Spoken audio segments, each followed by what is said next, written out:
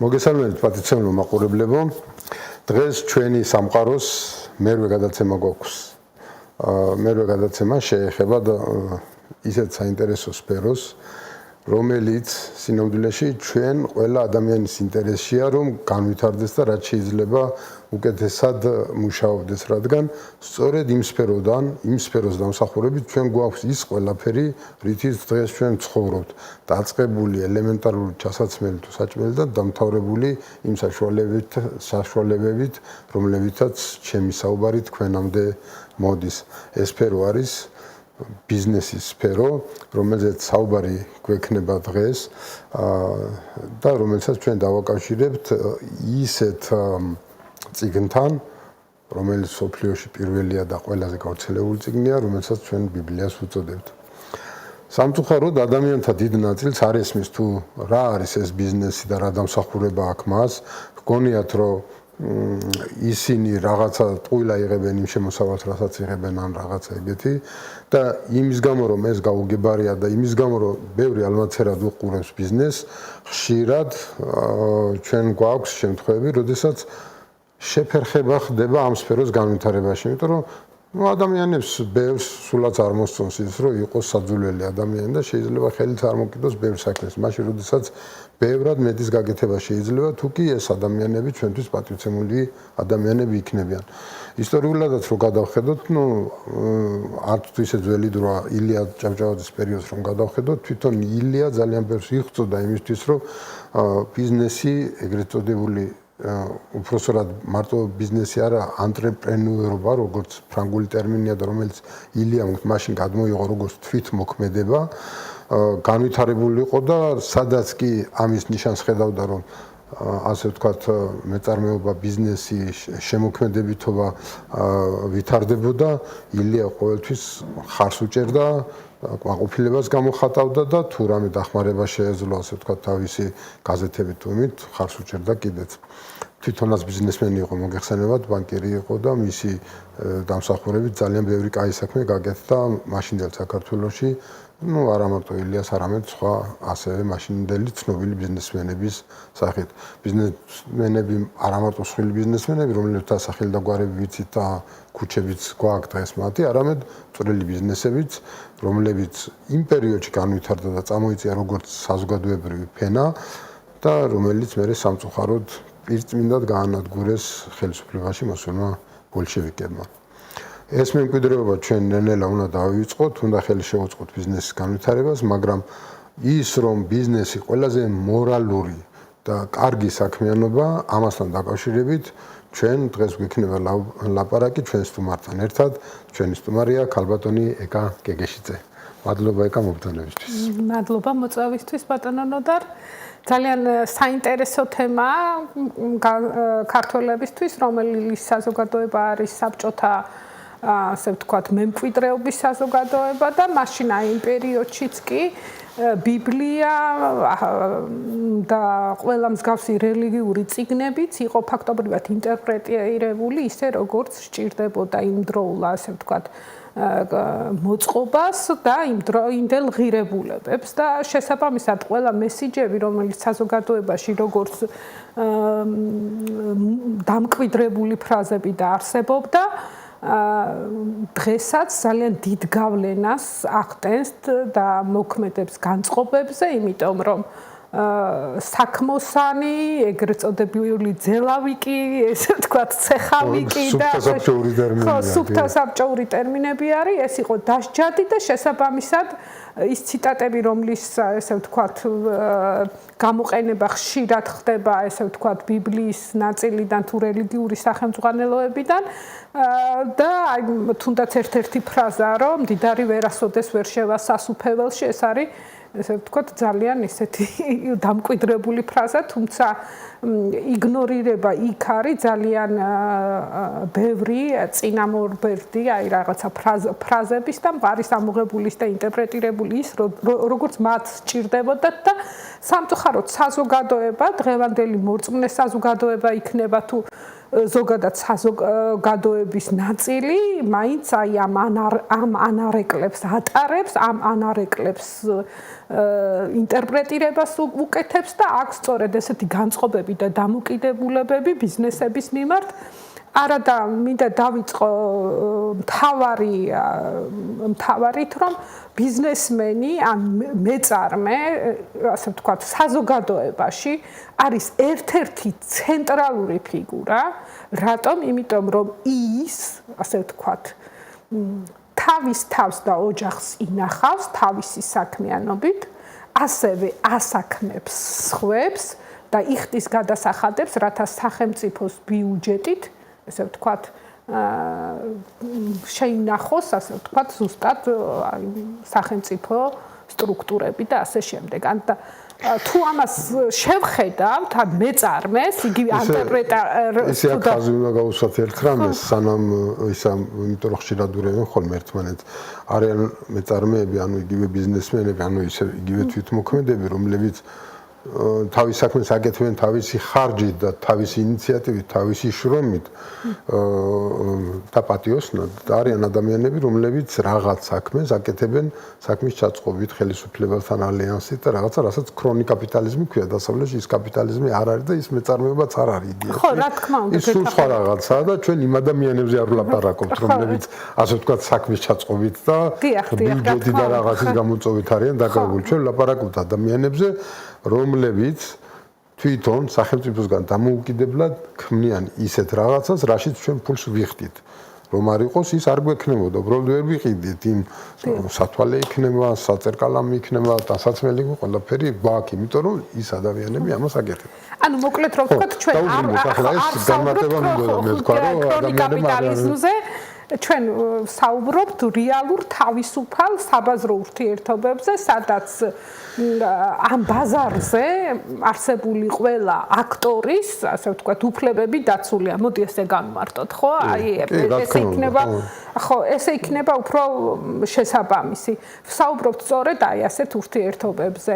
ილიას თუ მივაკითხავთ, ანუ თვითონ თავად ილიას აქვს ნათქვამი, რომ ქართველებს არაფერი არ გვეშველება, სანამ რაციონალურ ანალიზს და ვაჭრობას არ ვისწავლითო.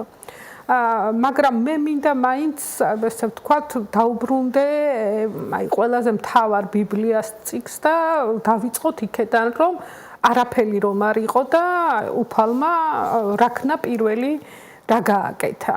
ანუ პირველი გაყარა, ასე ვთქვათ, ერთმანეთისაგან. ხო, ანუ ნათელი და ბნელი გამოარჩია და დღე ხო გაყვა, ასე ვთქვათ. აი, მე ვსვავ შეკითხვას. აი, საიდან მოაფიქრდა? ხო? ანუ იყო რაღაცა გაბუნდოვება, მოდი ესე ვთქვა და ეს მოაფიქრდა. ანუ მან გამოიჩინა რაღაცა შემოქმედებითობა, ხო? მე მოყვა იმას სხვადასხვა დღეები და დღეების განმავლობაში ციური სხეულების შექმნა, ასე ვთქვათ, მე ცხოველები და ასე შემდეგ. თავარი არის ის, რომ ეს საიდან მოიგონა? უფალი იყო კაცო, უფალი იყო და აი აზროვნებდა და რაღაცები არარსებულები მოიგონა და შექმნა და აქედან გამომდინარე მე სადმე მყავს იცით საუბარი რაც მანამდე არ არსებობდა ისეთი რამე შექმნა ხო ისეთი რაღაცები შექმნა ანუ ეს მან მოიფიქრა ანუ გამოდის რომ ჩვენ ქართველების შემთხვევით არ ვეძახით მას შემოქმედს ის იყო შემოქმედი და ეხლა თუ მივაკითხავთ იგივე მეწარმეობას და ანტრეპრენიორობას ესე განვარტავთ შეგვიძლია ვთქვათ რომ უფალი იყო ერთ-ერთი პირველი მეწარმე რომელიც შექმნა ესეთი რამე რომელიც მანამდე არ არსებობდა ხო აი იგივე ჩვენ ყავდა კარგი მეწარმეები და ეს მეწარმეები ასე იგივე ზუბალაშვილები სახით იგივე ლაღიძე ყავდა და ძალიან ბევრი ხო ადრე დღესაც ძალიან ბევრი არ მინდა ძალიან ბევრი შეიძლება ეწყინოს ძალიან ბევრი კარგი მეწარმე ყავს სტარტაპერი ყავს ძალიან ბევრი კარგი პროდუქტია ბაზარზე და ახალგაზრდები ძალიან ინოვატორები არიან და ძალიან ბევრი ციფრულ პროდუქტებს აკეთებენ ისინი და ძალიან შემოქმედებითად უდგებიან ამ საქმეს. აქ მთავარი ამოსავალი წერტილი რა არის? ანუ მათი შემოქმედებითობა არის არსებითი მთავარი მომენტი, ხო? და თუ იგივე მაგალითად დღევანდელი მიდგომებით მეწარმეობის განმარტებას მოვიშველიებთ, სხვადასხვა დოკუმენტებში არის განმარტებული, იქ სწორედ არის ესე განმარტებული საქმის კეთებისა და ინიციატივის აღების უნარი მეწარმეობა. კარგი მეწარმე არის ის, ვინც ხედ დაინახავს შესაძლებლობას და თავისი რესურსებით შეძლებს მის გამოყენებას და სხვებისთვის სასარგებლო პროდუქტის შექმნას. ეს პროდუქტი შეიძლება იყოს ნივთის სახით და შეიძლება იყოს მომსახურების სახით, მაგრამ არა ხო, დიახ, აქ უბრალოდ მინდა მაინც დავამატო, დღევანდელი მიდგომებით ამას არ აქვს მნიშვნელობა ეს პროდუქტი იქნება კომერციული სახის თუ რაიმე სულიერი თუ ესთეტიკური ღირებულების სახით, ან რაღაც ანუ მოხალისეობრივად შესაძლებელია ვიღაცამ კონცერტი ჩაატაროს, ახალი სიმღერა გამოიგონოს, ან რაღაცა კარგი საქმე გააკეთოს, მაინც დღესდღეობით მას მაინც მეწარმეს უწოდებენ. მეწარმეა, რა თქმა უნდა, თავარია ისეთი რამე იყოს, რაშიც ადამიანი ნებაყოფლობით. დიახ. ვიღაცის განიძულების გარეშე იხდის თავის ფულს. რა თქმა და არა სხვისას. ხო, რა თქმა უნდა, როგორც კი სხვისას გადაიხდის, ფრიდმანის მატრიცის სხვა ველში ხდება მერე. ხო, არა, ეს რა თქმა უნდა, ხო, რა თქმა უნდა, მატრიცაზე ვისაუბრეთ შესაძლოა გადაცემაში. რატომღაც დღევანდელი, თუმცა მინდა ისევ მივაკითხო, ესე ვთქვათ, ჩვენ შემთხვევაში იგივე ბიბლიის ინტერპრეტაციას და ძალიან არ არის მისაღები ზოგიერთი რელიგიური, ასე ვთქვათ, პიროვნების მიერ ფულის კეთება. ფულის კეთება ან შოვნა, აი ამასთან დაკავშირებით, აი ეს არის ცენტრალური, ასე ვთქვათ, რაღაცა მიმართულება, რომ არ შეიძლება ახალგაზრდებს დაუშვათ რაღაცა ფულის შოვნის ან რაღაცა აი ამ მიმართების რამე ვასწავლოთ. აი აქ ზოგს გონია ესეთი რაღაცები გამიგია სხვადასხვა მიმართულებიდან და აი ეს რამდენად არის ის რომ თუ ანუ მეორეს მხრივ ჩვენ ვამბობთ, ვამტკიცებთ და დარწმუნებული ვართ მე თქვენ და ძალიან ბევრი ასე ვთქვათ განათლებული ადამიანები რომ ახალგაზრდებს მეწარმეობა, ბიზნესის კეთება და ასე შემდეგ უნდა ვასწავლოთ, გამოუმუშაოთ, ასე ვთქვათ, სხვადასხვა უნარები ამ მიმართულებით და მეორეს მხრივ ეს როგორ ჩავსვათ იმ ჩარჩოებში, თუ ზოგიერთი, ასე ვთქვათ, რელიგიური, ასე ვთქვათ, პოზიციის ადამიანი ამბობს, რომ ფულის კეთება არ არის კარგი. აი ახლა მაყურებლებს მინდა ყურადღება მივაქცევინო, რომ ჩვენ მასში დამკვიდრებულია ტერმინი ფულის შოვნა და არა გამომუშავება. სინამდვილეში შოვნაში ჩვენ ყოველთვის გამომუშავებას გულისხმობთ. ჩვენ ერთ-ერთ წინა გადაცემაში ამ ტერმინების შესახებ ვისაუბრეთ და მართლაც ყურადღება მისაქცევია, რომ ნელ-ნელა ჩვენს მეტყველებაში გავითვალისწინოთ თუ რას ნიშნავს ესა თუ ის ტერმინი. როდესაც ტერმინს არასწორად ხმარობთ, მაშინ ხშირად აზრი შეიძლება გაბუნდოვანდეს, უფრო რთული გასაგები გახდეს და ასე შემდეგ. ეს ჩემ თავსაც ეხება პირველ რიგში ალბათ და ყველა ადამიანს, ვინც კი საჯაროდ კი არა, არასაჯაროდაც ლაპარაკობს, იმიტომ რომ ზოგჯერ მოსაუბრესთან იმის გაგება ჭირს თუ რისი თქმა უნდა, იმიტომ რომ ტერმინებს ხმარობს არასწორად. ხო და ამ შემთხვევაში კი ყველა სწორად გულისხმობთ ამაში რაღაცას, მაგრამ ალბათ ნელ-ნელა ესეც უნდა გავიაზროთ, რომ გამომუშავება იგულისხმება და არა სადღაც ვიღაცაზე გამორთმევა უბრალოდ. გამომუშავება კიდე იმას ნიშნავს, რომ ვიღაცა ნებაყოფლობით გიხდის რაღაცაში სანაცვლოდ. ამ შემთხვევაში ლაპარაკი არის, რომ ან ნივთზე და ან თუნდაც სიმღერაზე შენ გიხდიან იმისთვის, რომ შენ მღერი ხარ კარგად. თუ კარგად არ იმღერებს, მაშინ არავინ არ მოვა, არავინ არ იყიდის შენ ბილეთებს. არც არავინ არ იმღერებს და მეტიცაც გეტყვით, რაც არ უნდა უფასო კონცერტები ჩაუტარო ვიღაცას, მე მგონი დამსწრეები ნაკლებად იქნება. შესაბამისად, რატომ მოვარჩენ კონცერტს? იმიტომ რომ თქვენ ანუ ნებისმიერი მომღერალის იქნება თუ მხატვარის ნიჭი არის დასაფასებელი და შესაბამისად მისი მსმენელი არის საუკეთესო შემფასებელი. ეს საინტერესო მიმართულებაა, ესეც განვავრცობდი ახლა იმისკენ რომ სახელმწიფო არ უნდა ჩაერიოს ამ საქმეში, მაგრამ ამას მომავლისთვის გადავდებ, იმიტომ რომ ჩვენ დრო დაგვაკლდება იმ ძირითად საკითხზე, რომელზეც დღეს უნდა ვილაპარაკოთ. ამიტომ დაუბრუნდეთ აი მაშინ მე დასვავ ესეთ შეკითხვას, ახლა მეწარმე ამ შემთხვევაში არის თუ არა სიმღერის შემქმნელი. ანუ ვინც სიმღერა დაწერა, ტექსტი, მუსიკა შეიმუშავა, შემოქმედი არის, შემოქმედი თუ არის ეს ცალსახად მეწარმეა და შეუძლია ამ სიმღერის კომერციალიზაცია შესაბამისად ავტორობლებების თავად ან სხვების დახმარებით. რა თქმა უნდა, თავად და სხვების დახმარებით და ისიც შეუულებრივად მეწარმედ ითვლება თუ სწორედ ისე შეიმუშავებს და გამოიმუშავებს აი ამ იმას, რა ქვია, თავის სიმღერას, რომ ეს გახდეს კომერციული და სხვებისთვის მოსასმენი. და ეს არის ძალიან მნიშვნელოვანი, რომ სწორედ აი ამ მიმართულებებში, როგორც არის შემოქმედებითი ინდუსტრია, ასევე შესაძლებელია კარგი მეწარმეების, ასე ვთქვათ, ჩამოყალიბება და შესაბამისად კარგი ბიზნესმენების ჩამოყალიბება, რომლებიც შეიძლება იყვნენ სწორედ მაგათი მენეჯერები და მაგათი კარგი გამყიდველები აი ამ კონკრეტული მიმართულებით.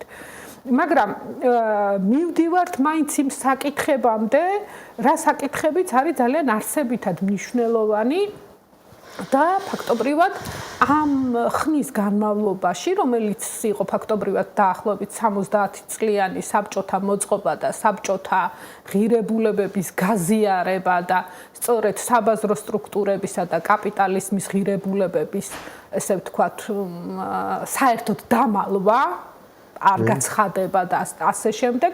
თითქოს ის რაღაცა ბოროტება იყო. ხო, თითქოს ბოროტება იყო. ეხლა რომ ვუკვირდები, ისე ეკონომისტები ისე ამთავრებდნენ ეკონომიკის მიმართულებას, მაგალითად იგივე საქონელო მცოდნეობის მიმართულებას, ან საინჟინრო ეკონომიკის მიმართულებას, რომ ესეთი კარგი კანონი, როგორც არის მაგალითად ერთ-ერთი ფუნდამენტური კანონი, როგორც არის მოთხოვნა მიწოდება, ან ალტერნატიული ღირებულების ცნება, ან რაციონალური ანალიზი, დაგეგმვის საკითხი იყო, მაგრამ არა რაციონალური ანალიზის საკითხის გარშემო, არამედ იყო, ესე ვთქვათ, დაგეგმვა იმისთვის, რომ ხალხის სიკეთეები შექმნილი იყო და ხალხს ესე ვთქვათ რაღაცა სერვისები, ასე ვთქვათ, ჰქონოდათ, აი მარტივად სახელმწიფო სერვისები, ესე ვთქვათ. მაშინ საერთოდ ეკონომიკას ასწავლიდნენ იმ პერიოდში? ხო, ანუ ის უფრო ეკონომიკური კალკულაცია იყო შეიძლება და ეკონომიკა ის არის. ხო, იყო რაღაც პატარ-პატარა აი საკითხები, რომელშიც იყო ეს დაგეგმვის საკითხებია, ხაშთაღრიცხვის საკითხებია და ასე შემდეგ. უფრო მეტიც ბიზნესის საგნებს იგივე ბუღალტერიას დაუშვათ, ხო? იგივე მართლობით აღრიცხვის კალკულაციას, რასაც ეძახდნენ.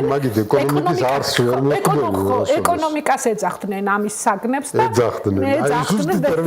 ეკონომიკას ეძახდნენ მაგ საგნებს, თუმცა მასში, ესე ვთქვათ, რეალურად ეს არ იყო ეკონომიკსი, რომელიც არის კლასიკური, ეს არის ცალსახად ბიზნესის საგნები, არადა ის სწორედ რაციონალური ანალიზს და დაგეგმვასთან დაკავშირებით და ის სწორედ აი ამასთან დაკავშირებით მინდა მოვიშველიო მათეს სახარების 25 თავი, რომელიც იწყება ძალიან კარგი რამით, რომ 10 ქალწული, რომელთაგან არის 5 გონიერი და 5 უგუნური, ხო, წავიდნენ ნეფის შესახვედრად, ეს წერია და უგუნურობა გამოიხატებოდა იმაში, რომ ლამპრები წაიღო ყველამ და 5-მა თან წაიღო ზეთი ამ ლამპრებისთვის, სათადარიგო ზეთი. ზეთი იყო საწვავი, ხო, იმ ლამპრისთვის. იმ პერიოდში ხო სათადარიგო ზეთი წაიღო და მეორე 5-მა არ წაიღო აი ეს ზეთი. ნეფემ დააგვიანა, ამათმა ჩათვლიმეს ყველამ ერთად და ამ დროს ვიღაცამ დაიძახა, რომ ნეფე მოდისო. და ესენი გამოფხიზლდნენ, თავიანთი ლამპრები გამართეს და მაშინ მიხვდნენ, ესე ვთქვათ, ეს უგუნურები, რომ თავიანთი იმაში ლამპრებისთვის სათადარიგო ზეთი არ ქონდათ და ელეოდათ. და სთხოვეს გონიერებს, რომ მომეცითო და გონიერებმა უთხრეს, რომ წადით და შეიძინეთ ვაჭრებისაგანო. და მე სანამ შეიძინეს და მოვიდნენ დააგვიანდა. ხო, რა თქმა უნდა, ესენი წავიდნენ შესაძენად. ამ მასობაში მოვიდა ნეფე და ნეფე შევიდა თავის სასუფეველში და შეყვნენ ეს, ესე ვთქვათ, 5 გონიერი ქალწული და ესენი ამათმა შემდეგ დაუძახეს, მაგრამ ნეფემ უთხრა, რომ მე თქვენ არ გიცნობთო, მოდი აქ გავჩერდები ამ იმაში და გავაანალიზოთ ჯერ ეს ნაწილი ამისა. პირველი ჩემი აზრით, რომ ამ იმაში თუ ბიზნესის თვალსაზრისით გავაანალიზებთ ამ საკითხს არის რა ადამიანები ზოგადად და ძალიან ბევრი ადამიანები გამოუცდელია და ეს გამოუცდელობაში არის გაიგივებული მე მგონი ესე ვთქვათ ქალწულები. იმიტომ აქვთ ქალწულები ნახსენები. ყველა გამოუცდელი ადამიანი, მაგრამ გამოუცდელი ადამიანები არსებობენ წინდახედული ადამიანები, რაციონალურად რომლებიც აზროვნებენ და წინდახედულობით მოქმედებენ და არსებობენ, რა თქმა უნდა, არა რაციონალურად. სწორედ აი ამაშიც გააკეთა, ანუ გამოდის რომ ისინი უკვე დაალაგა, რომ ამ იგავში დალაგებულია უფრო ხო? ანუ გამოცდილი ხარ თუ არა, შენ რისი წინასწარ გათვალისწინება შეგიძლია ის უნდა გაითვალისწინო თუ გინდა რომ წარმატებას მიაღწიო ახლა სასწრაფოებში შესვლა წარმატება იყო ამ იგავში ხო და ზოგადად ცხოვრებაშიც ასეა შენ ყველაფერს პრინციპში ადამიანები ყველაფერს პირველად ვაკეთებთ თითქმის გამეორება ძალიან იშვიათად ხდება რაღაც ცხოვრებაში და ვინც ყველა მოვლენ ყველაფერს მაქსიმუმს ყველაზე მეტად გაითვალისწინებს იმას რაც რა გარემოშიც არის და რაც დაჭირდება ის უფრო წარმატებული აღმოჩნდება და ვინც რაღაცებს ვერ გაითვალისწინებს ის ვერ მიაღწევს იმის წარმატებას. რა თქმა უნდა, აი კარგი მეწარმის და კარგი ბიზნესის მენის თვისება არის სწორედ ერთ-ერთი, რომელიც აქ არის გამოხატული თადარიგიანობა, წინასწარ დაგეგმვა, განჭვრეტა და ასე შემდეგ, ხო? ეხლა გავყვეთ ისევ ამ ორი გავს მე ნეფე რომ რომ ეტყვის რომ მე არ გიცნობთო თქვენო და არც გიცნობდეთ იქნება და ეს უფალიო გამოარჩევსო ასე ვთქვათ ადამიანებს რომელიც არიან ესეთი თადარიგიანი ესე ვიტყვი გადატანითი მნიშვნელობით უფალი გამოარჩევს მათ და დაისვავს თავიანთ მარჯვნივ როგორც ფარადან ცხრებს შორის თხებს გამოარჩევსო. ეს არის ძალიან მნიშვნელოვანი.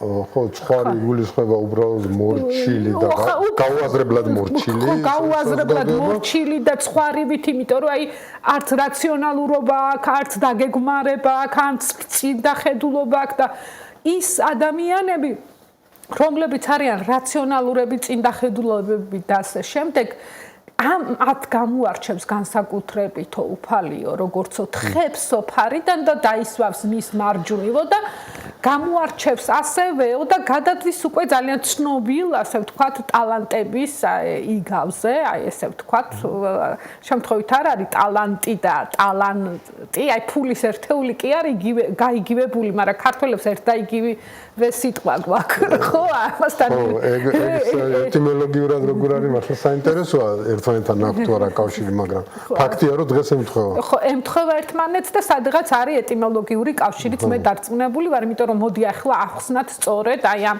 5 2 და 1 ტალანტის ამბავი უფალმა ანუ ბატონმა მოდი ესე ვიტყვი ბატონი ადგება აპირებს წასვლას და თავის გარშემოდან გაანალიზებს ესე ვთქვათ გარემოცვას და ერთს რომელიც შედარებით მარჯვი არის მას მისცემს 5 ტალანტს მეორეს მისცემს 2 ტალანტს და რომლის ნაკლებად იმედი აქვს მისცემს 1 ტალანტს თვითონ თავიდანვე განსაზღვრა მაგრამ შესაძლებლობა მაინც მისცა იმას რომელსაც მისცა 1 ტალანტი შეიძლება ვიგულისხმოთ რომ კრედიტი მიცა 5000 2000 და 1000 ხო ნუ შესაძლებელია ეს კრედიტი ანუ კრედიტი რეალურად რა არის რომ მე შენ გენდობი ხო აი ეს არის ანუ ენდო და მისცა ნდობის ამბავია 5 ტალანტი ვისაც მისცა იმ პიროვნებამ ეს 5 ტალანტი საქმეში გაუშვა ამუშავა მოიგო და რომ ჩამოვიდა ბატონი მას 10 ტალანტი დაუბრუნა ვისაც 2 ტალანტი მისცა იმანაც რაღაც გააკეთა და რომ ჩამოვიდა 4 ტალანტი მისცა ასე ვთქვათ დაახვედრა ხოლო 1 ტალანტის მფლობელმა უთხრა რომ უფალო შენო ძალიან მკაცრი ადამიანი ხარო იქ არის ძალიან კარგი ფრაზები ხნა მკინიგ სადაც არ მოგიხნიაო და ასე შემდეგ მაგრამ თავარი არის ის რომ მე შენიო ძალიან მეშინოდაო შენიო მრისხანებისო და აი ამიტომ შენი ერთი ტალანტიო მიწაში ჩავფალი და აი ეგერ გიბრუნოფო შენ მობარებულს რაც არისო აი ეს ერთი ტალანტი რო ჩამაბარეო მაშინ ბატონი განრისხდება და ეუბნება ეს რა ქენიო შენთვისაც კი რატო არ გამოიყენე ეგ ერთი ტალანტი და მიწაში რატო ჩაფალიო ხო ამიტომ წაართვით სასწრაფოთო და მიეცითო ასე ვთქვათ იმ ხუთი ტალანტი ვისაც ქონდაო იმ პირსო და სწორედ არის ამისი მნიშვნელოვანი ახსნა ის რომ ეს ერთი ტალანტი მიწაში ჩაფლული არავისთვის სასარგებლო არისო და არავის არ გამოუყენებია მთავარი ფრაზა არის იქ რომ იქნებ ვაჭრებზე მაინც მიგეცა და რამე ეშოვნა თვითონ აი ამ ერთ იმასო რა ქვია რამე სარგებელი შეექმნა ხო რამე სარგებელი შეექმნა ზუსტად აი აქედან შეგვიძლია დავასკვნათ რომ თვითონ ამ იგავი საფუძველზე ვაჭრებისთვის მიცემა აქ ცალსახად არის მინიმუმ დღევანდელ საბანკო სისტემაში განთავსება რომელიც არის შედარებით ყველაზე უსაფრთხო და აუცილებლად დაბრუნებადი თუმცა მინიმალური პროცენტით ხო ანუ ასევე შესაძლებელია ითქვას რომ სხვისი საქმეში ჩადება რაღაცა ბიზნესში შესვლა რა აქტიურად ეს არის ორი ტალანტის რაღაცა მიმართულება თორე აი ეს ხუთი ტალანტის მიმართულება არის სწორედ ის რომ ვინც არის თვითონ ბიზნესმენი აი ამ ბიზნესმენს მისცა აი ეს თანხა და სწორედ ის ამბობს რომ ამათ მიეცითო ისინი ყველაზე აქტიური არიან მშრომელები არიან და აი ამ მიმართულებას არა მე მგონი კიდე ის მნიშვნელობაა ჩადებული რომ იმას ვისაც ხუთი ტალანტი ქონდა იმას ასე ვთქვათ აზროვნების მასშტაბიც მეტი ქონდა მეტ საქმეზე შეეძლო გასულიყო და ასეთ ადამიანს სწორედ რომ მეტი უნდა ქონდეს რომ უფრო დიდი საქმე გააკეთოს იმიტომ რომ შეიძლება დაუშვათ ორი ტალანტის მფლობელმაც გააორმაგა თავისი ასე ვთქვათ კაპიტალი მაგრამ ალბათ არ ქონდა იმ ხელა გაქანება რამდენიც ქონდა ხუთი ტალანტის მფლობელს ამიტომ არის უფრო მნიშვნელოვანი რომ სწორედ მას ქონდეს უფრო მეტი რომ უფრო მეტი მასშტაბი შეძინოს. ახლა მე რო დავფიქრებული ვარ ხოლმე შეძლებდა კი მას კი დაუშვათ რაკეტების გაკეთებას თუ კი არ ექნებოდა საკმარისი კაპიტალი. მან ხო კაპიტალი $2000 ქონდა თავიდან თუ რაღაცა როცა დაიწყო ეს PayPal-ი რო გააკეთა. მაშინ ხო ვერ შეძლებდა რაც არ უნდა ის ქონოდა მაგრამ ქონდა გაქანება და ქონდა მიზანი და ნაბიჯი შეიძლება ვთქვათ რომ ეს ღვთის შეწევნით მოხდა მან მოახერხა და იშოვა იმდენი კაპიტალი რომ რაკეტაც გააკეთა და ტესლას გამოუშვა და ნეიროქსელებშიც მუშაობს და ეხმარება იმას ავტოფ ადამიანების ასე ვთქვათ დამბილირებულ ადამიანს რომ ასე ვთქვათ ფუნქცია მოტორიკა შეეძინოს და ასე ნუ რა ვიცი რამდენი მიმართულებით აღარ ვიცი უკვე ხო და ამიტომ არის რომ ის რაც მას აქვს რომ ქონოდა სხვას თუნდაც ბიზნესმენს რომელიც პატარა სფეროში მუშაობს იმდეს ვერ შეძლებდა ალბათ ამიტომაც არის რომ წაართვი იმას ვისაც უნარი არ აქვს და შნო არ აქვს გამოიყენოს და მიეცი იმას ვისაც აქვს და ვინც მართლა აკეთებს სხვებისთვის სასარგებლო საქმეს აი თავიდან მე აღვნიშნე რომ აი ხუთი ტალანტი ვისაც მისცა ის შედარებით უნარიანი და გონიერი იყო ანუ სწორედ აი შეხედეთ აი აქ არის თავარი მომენტი ანუ ბიზნესმენობა ეს მეწარმეობული უნარი აი ეს შემოქმედებითობა სწორედ არის ძალიან მნიშვნელოვანი იმისთვის რომ ადამიანებმა შეძლონ მეტი იდეების ფორმირება და მეტი შესაძლებლობების დანახვა და მაგრამ იმ შესაძლებლობების დანახვასთან ერთად უნდა მოქმედება, თადარიგიანობა, რაციონალური ანალიზი და ასე შემდეგ. ანუ მარტო შესაძლებლობის დანახვა არ კმარა, კიდე უნარი უნდა რომ გააკეთო, ხო? რა თქმა უნდა. და თან იქ ბიზნესის შემთხვევაში იდეალური ამბავი არ არის, რამდენი რამე უნდა დაამტყი ერთმანეთს. კაპიტალი ერთია, მეორე მხრივ უნდა იყოს შესაბამისი ადამიანები, ვინც დახმარებას გაგიწევენ. უნდა ესენი ერთდროულად შეკრიფო, უნდა მოძებნო შესაბამისი რესურსები, რომელიც შეიძლება ზოგი ადგილზე იყოს და ზოგი ჩინეთიდან ჩამოსატანი და ეს ყველაფერი ერთ წერტილში მოუყარო თავი ამ ყველაფერს და შექმნა პროდუქტი. ხო და საკმარისი ერთი ჩაგივარდეს, დანარჩენი სუფთა ზარალია შენთვის და ძალიან მძიმე ზარალია. ვისაც ბიზნესი არ ქონია, აი ესე ვთქვათ, შესაძლებელია აი ამას ვერასოდეს ვერ ხვდებოდეს, მაგრამ აი თქვენ გარჩემო თუ გამოიხედავთ ხო უამრავი სუპერმარკეტი, სხვადასხვა მაღაზია მუშაობს მუდმივად, ხო? მიუხედავად იმისა, დასვენების დღეებისა, ახალი წლებისა, დღეა თუ ღამეა და ასე შემდეგ. იქ არიან ბევრი ადამიანები და აი განსაკუთრებით მნიშვნელოვანია რომ ბიზნესის დაწყების პროცესში განსაკუთრებით არის მათი ღვაწლი ძალიან ესეთი დასაფასებელი, რომელიც ფაქტობრივად დღე და ღამე მუშაობენ, ძალიან ბევრს არ დაუსვენია, ასე ვთქვათ, დროთა განმავლობაში და ესეთი ადამიანები ძალიან ბევრია. რომელიც აი ყოველდღიურად ჯაფის საფუძველზე აი ესეთ ძალიან ესეთ იმას აკეთებს, რა ქვია, მოღვაწეობას, ღვაწლია ფაქტობრივად ეს მათი მუშაობის აი ეს არის ძალიან მნიშვნელოვანი საკითხი და სწორედ ამის საფუძველზე თანმიმდევრული შრომით, აი თანმიმდევრული მიდგომებით და ასე ვთქვათ, შემოქმედებითი უნარით, აი აღწევენ იმას, რომ მათ აქვთ სხვაზე მეტი შეიძლება ესე ვთქვათ, შემოსავლები, სხვაზე მეტი უნარი, რომ ფული გამოიმუშავონ და შესაბამისად არიან წარმატებულები. რომ გამოიმუშავენ სხვაზე მეტ, იმიტომაც მე აკეთებენ უფრო დიდ საქმეს. სხვანაირად ხო ვერ გააკეთებდნენ დიდ საქმეს.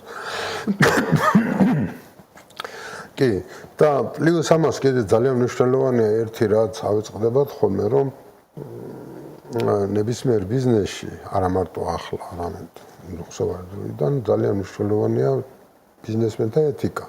თუნდაც ვაჭრების ეთიკა და ჩვენ ადრე კი გვაქვს ახელული ერთ-ერთ გადაცემაში, მაგრამ შეიძლება ახლა არის ნახსენები, რას იცინი ყველის ვაჭარივითო გამოთქმა არსებობს ასეთი.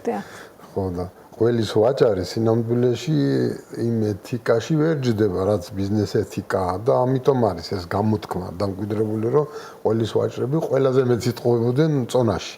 ალბათ ახსოვს მაყურებელს, მაგრამ საქმე ის არის, რომ სინამდვილეში ვაჭარი სულაც არ ნიშნავს მატყუარას, პირიქით.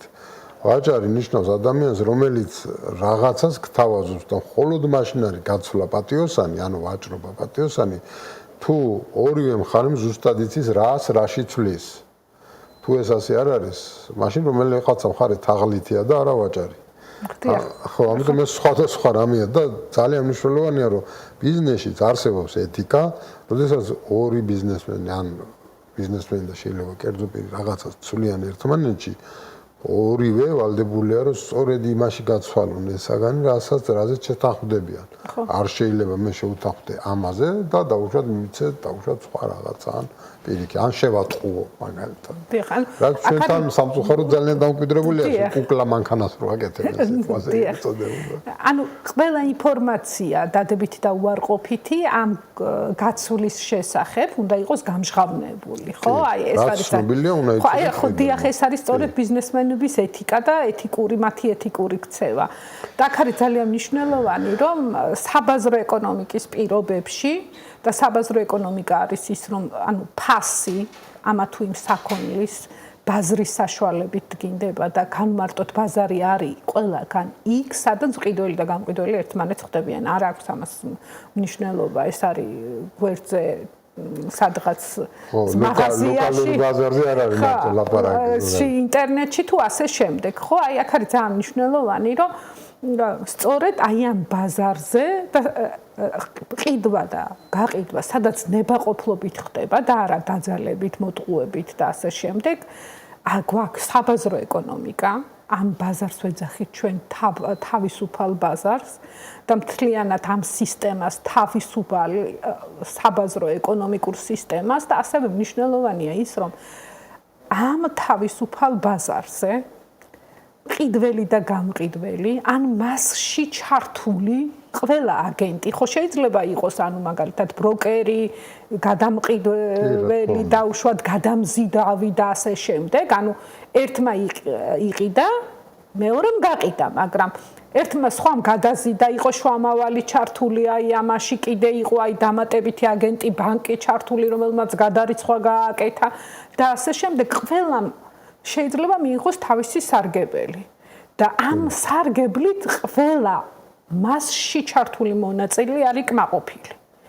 და ეს ნათლად არის ანუ ასე ვთქვათ გაცხადებული ყველასთვის, აი ეს არის ძალიან მნიშვნელოვანი მომენტი აი ამ შემთხვევაში და სწორედ აი ესეთი საბაზრო ეკონომიკა არის მნიშვნელოვანი და ეკონომიკური აზროვნება და რა თქმა უნდა მეწარმეები და ბიზნესმენები, რომლებიც ინახავენ საკუთარ თავს, როგორც დასაწყისში ვთქვი, ასე ვთქვათ, ასაქმებენ სხვებს, იხდიან გადასახადებს და ბოლოს დავასრულებ ანგარიშვალდებულებასაც თხოვენ მთავრობას. აი ეს არის ძალიან მნიშვნელოვანი კიდევ. აქ მინდა ხაზი გაუსვა კიდე ერთხელ ეს ძალიან მნიშვნელოვანი მომენტია და ისა ინგლისურად არის win-win გარიგება ქვია მაგას, ქართულად მე გადმოვიტანე რომ სხვადასხვანაირად გადმოვკითხულე, მაგრამ მე გადმომაქასე იგებ ვიგებ.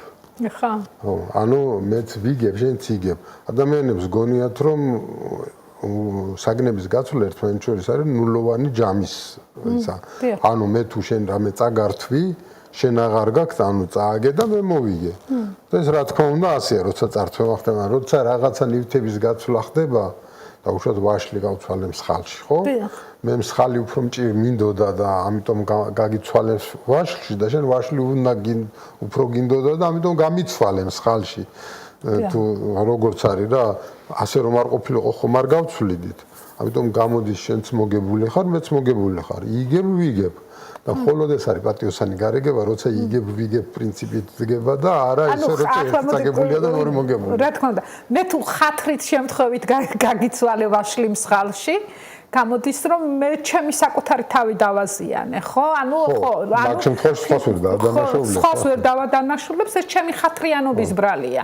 მაგრამ ეს ჩემი ხათრიანობა და ვაშლი და მსხალთან მიმართებაში არ უნდა გადაიქცეს კომერციულ გაკოტრებაში. არის კიდე ერთი მომენტი, მაგ ხათრიანობის გათვალისწინებად შეიძლება იმ კუთხით, რომ თუ შენ ყველაფერს შეკრიბა, მათ შორის მე დაუშვათ კამფეთს ვაძლევ ბავშვს, რომლის სანაცვლოდ არაფერიც არ მოუწია მას. მაგრამ მე იმდენად მომეწონა მისი გახარება, სიხარული, ეს ჩემთვის საკმარისი დამაკმაყოფილებელია იმისი, რაც ამ გაცემით მივიღე. ანუ მე ფიზიკური ნივთის გაცემით, ანუ კამფეთის გაცემით მივიღე ის ემოციური სიამოვნება, რომელიც ბავშვისგან წამოვიდა. და ამ შემთხვევაში ეს არის ვიგებ იგებ პრინციპი, იმიტომ რომ ბავშვმა მოიგო, გახარებულია და მე მოვიგე, იმიტომ რომ კმაყოფილი ვარ, რომ ბავშვის თვალებში სიხარული დავინახე. ხო, ამიტომ თუ ყველაფერს შევკრიბავთ, ვიგებ პრინციპი ყველაზე სწორი პრინციპია, ალბათ. და ჩვენ უნდა ვეცადოთ, რომ მხოლოდ ასეთი გარიგებები გავაკეთოთ და არა ისეთი, რომ ვიღაცა მოვატყუოთ, მანქანა შევალამაზოთ, შევატყუოთ ვიღაცას და მე სადავოდ გავხადოთ საქმე, როგორც ხდება ხოლმე, არა, პრინციპში ყველა მიჩვეულია ამას აღარ დავობენ, უბრალოდ შემოწმებას ცდილობენ თავის დროზე, მაგრამ მაინც არა სასიამოვნოა თუ კი ასეთი რამე ხდება. ხელოსნთან ვიყავი ერთხელ და მითხრა გასაყიდად გინდა თუ შენთვის გინდა მანქანით რომ მივედი მე ვთქვა რას ვქვია რა გასაყიდად რომ მივედი ცუდად გავაკეთე არა უკაცო ცუდად კი არა მაგრამ ერთ თვე იმუშავებსო და თუ შენთვის გინდა ერთ წელი რომ კარგად იყოს ეგრე არა მეთქი როგორ შეიძლება თუ ვაკეთებ თუ არ ვაკეთებ ხო არ მოვატყუებ ადამიანს რომ ამას რაღაცა ჭირს თუ კი გაყიდვამდა სიტყვაზე მაგრამ ისე არის ეს ჩვენ მენტალობაში ვერც ხდება, ვერც ხელოსანი, ვერც ადამიანი, რომ სინამდვილეში ეს არამორალურია. ამორალურია ასეთი დამოკიდებულება. არა და ხო კიდე ერთ რამეს გავიხსენებ პარემ და მე შენც გააკეთე კომენტარი ერთ-ერთ გადაცემაში გავარჩიეთ სიტყვა საუცხო. ხო გაგიგეს? საუცხო, ესე იგი კარგია. ხო და რატომ არის ეს სიტყვა ძალიან მახასიათებელი საბაზრო ეკონომიკისთვის ძალიან კარგი. თუ სხვისთვის აკეთებ, კარგი უნდა იყოს. საუცხო, ესე იგი კარგია, ძალიან კარგია. ამას ნიშნავს და ეს ძალიან კარგი ეკონომიკური შინაარსი დევს ამ თვალსაზრისით შიგნით და ეთიკურადაც ყველაზე გამართულია. შენ სხვისთვის რო აკეთებ, ყველაზე კაი მაშინ უნდა გააკეთო. ხო, ეს არის ძალიან მნიშვნელოვანია. რადგან ამ ხაზზე გავაგრძელეთ სწორედ, რომ საუკეთესო ეთიკურობა და ბიზნესი და მეწარმეობა, ბიზნესის და მეწარმეობის მთავარი ამოსავალი წერტილი რა არის? აი და რაზე უნდა იდგეს, რა თქმა უნდა, აგენტი იქნება ეს თუ ჩართული მხარეები, ყველა მოგებული უნდა იყოს, უნდა იდგეს იმაზე, რომ 1+1 უნდა უდრიდეს მეტს. 2-ზე მეც. ხო, მეტს, ანუ ეს კი, 2-ზე მეც, ანუ 1+1 უნდა იყოს მაგაზე მეტი ვიდრე ჩავდეთ, ხო? ანუ ეს არის ამოსავალი, ასე ვთქვათ, მეწარმეობის, კომერციალიზაციის და ასე შემდეგ და ფულის გამომუშავების ესე ვთქვათ და აი ეს არის ძალიან მნიშვნელოვანი საკითხი, რომ აუცილებელია დღეს თანამედროვე ახალგაზრდებმა ყველამ ჩვენ სწორედ გავიაზროთ რაციონალური ანალიზის არსებითობა, მუყაითობა, თანმიმდევრულობა და რა თქმა უნდა, ფულის შოვნის ის სიკეთები, რომელიც ასე ვთქვათ, ბედნიერ და ესე ვთქვათ, გარანტირებულ ეკონომიკურ კეთილდღეობას. თავარია ყველამ გაიგოს, რომ ფულის გამომუშავება მე ძალიან პატარა სამუშაოს ვაკეთებ და იმით გამომიმუშავებ თუ ზარმაზარ კომპანიას ვქნით და იმით გამომიმუშავებ, ნებისმიერ ვარიანტში ეთიკურია იმ შემთხვევაში, როდესაც გაცვლა ხდება მოტყუების გარეშე. ანუ თუ ატყუებთ აღლითი ხარ და თუ პატიოსნად ცვლი და იმ ნივთსაზრე მართლა რაც გიხდიან, მაშინ წესიერი ადამიანი ხარ და ეს ეთიკა არსებობს ბიზნესში და ამას უნდა მივაქციოთ ყურადღება, რაც აუცილებელი და მნიშვნელოვანი საკითხია. თუ რამე დაგვრჩა კიდე აი ისეთი რაც უნდა გვეთქვა თუ არა და შემდეგი გადაცემისთვის, ანუ მე იმედი მაქვს კიდე მესტუმრები სხვა დროს უღრმესი მადლობა ხომ მოწვევისათვის მე ერთადერთი რაც შემიძლია დავამატო რომ თვითონ აი მეწარმეობისა და ბიზნესის კუთხით ბიბლია და რელიგიური ლიტერატურები ნაკლებად არის შესწავლილი თუმცა რამოდენიმე მეცნიერს აქვს რამოდენიმე ძალიან კარგი სამეცნიერო ნაშრომი ამასთან მიმართებაში მაგრამ აი მაინც ძალიან დიდი ესე ვთქვათ ცოდნა არის ბიზნესსა და მეწარმეობის თვალსაზრისით, თუნდაც იმიტომ, რომ ქართველები შემოქმედს არ დაუწოდებდნენ, ასე ვთქვათ, უფალს, რომელმაც ცა, დედამიწა, ადამიანები და ყველაფერი ჩვენს გარშემო შექმნა, ხო? ესე ვთქვათ და მე მაინც მინდა დავასრულო ამითი, რომ თუ სწორედ ასე გავაანალიზებთ ყველაფერს, ყველაზე დიდი მეწარმე, ანტრეპრენიორი, როგორც ილია იყო და ყოფილა ჩვენი უფალია. ესე დავასრულო. კი ბატონო, დიდი მადლობა სტუმრობისათვის. პატრიოტული ტელემოყრილი ახლა დაგეშვიდობებით და იმედია შემდეგ გადაცემებში არა მარტო ამ ბევრი სხვადასხვა თემით კვლავ შევხვდებით ერთმანეთს. მადლობა ყურადღებისთვის. მადლობა კიდევ ერთხელ. კარგად ვიყავით.